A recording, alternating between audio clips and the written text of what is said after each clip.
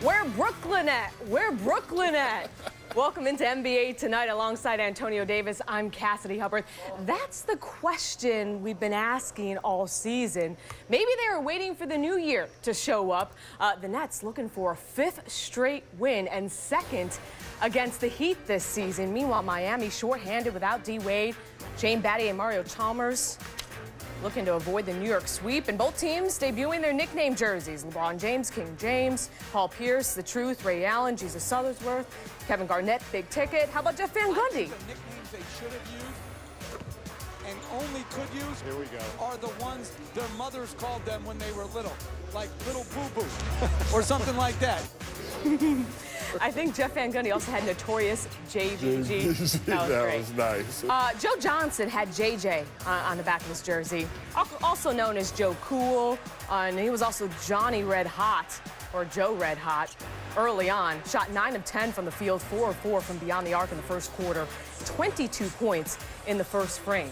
Yes, indeed. Jumper, jumper, jumper. Not a lot of red there, not a lot of red. But this was a good game down the stretch. Fourth quarter, King James would turn it on with that lay-in. Heat down 80-75. Next Heat possession, look, King James in transition, fouled hard by Mirza Teletovic. Hold me back, hold me back. Yeah, hold me back. That's one of those situations. Hold me back, hold me back.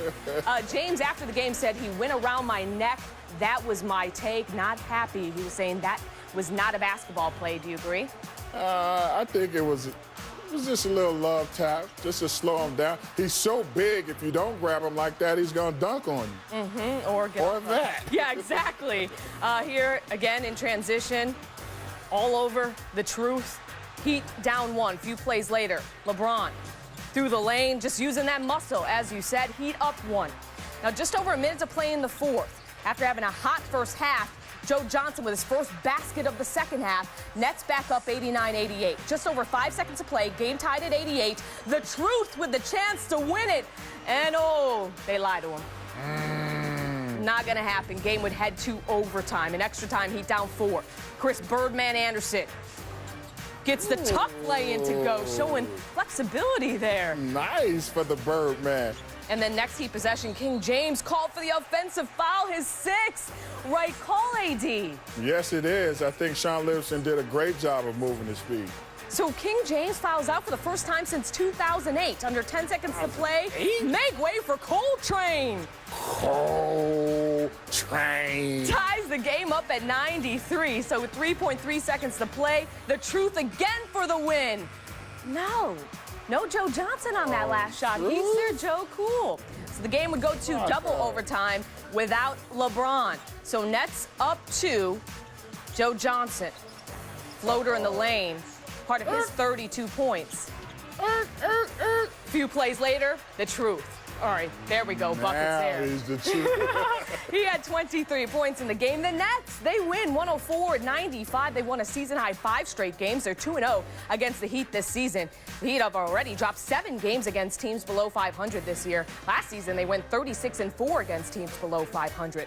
Sean Livingston, he had a nice game, played a career-high 51 minutes, grabbed a career 11 rebounds in the win while chipping in 19 points and 3 blocks. Here he is with our Chris Broussard after the win. First double-double in points and rebounds of your career. Not sure if you know that. 51 minutes, career high. You have had some unfortunate situations in your career with the injuries. How much does it mean to you to be playing such a key role and playing so well as you are so far? I'm blessed to come from where I came from with my injury situation. You know, I'm just trying to put some things together here and just play hard and help my team win. You know, I came a long way. I put in a lot of work, so, you know, it feels good. No, I thought Karolinko flopped a few times. Okay. No, I mean, to be honest about it, he flopped a few times, and, you know, he got the call.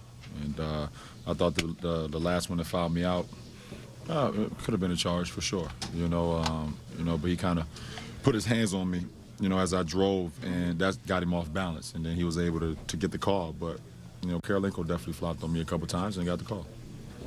We're playing with a little bit of a swagger. Guys are playing better individually and as a team. We're playing better defense, and we like where we're headed right now. All right, so the Nets have won a season-high 5 straight games, mainly on the heels of improved defensive play. Brooklyn ranks 6th in defensive efficiency in January after ranking as the 3rd worst defensive team prior to that this season. Brooklyn is playing at the slowest pace in the league over that span. Now, 80, their 5 straight wins have come against the Thunder, the Cavs, the Hawks, the Warriors, and the Heat. That's not just any old winning streak. Those are some legit teams. What's been the key to their winning streak? Well, the one stat you have there to me that stands out is the pace of the game.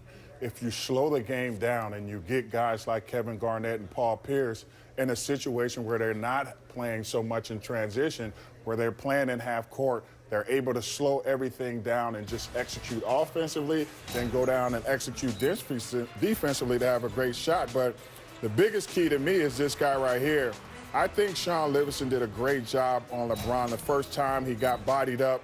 The second time he chose a spot and then drew the charge on him. He does so many things for this team and being a big point guard. Another thing that he did well tonight was rebound the basketball. Small point guards who are guarding him can't keep him off the glass. He gives the Brooklyn Nets an extra possession here. And then here as a big guard, you're always worrying about him getting steals, but he does a great job of getting a spin, getting that ball up, getting the ball over his head and finishing strong.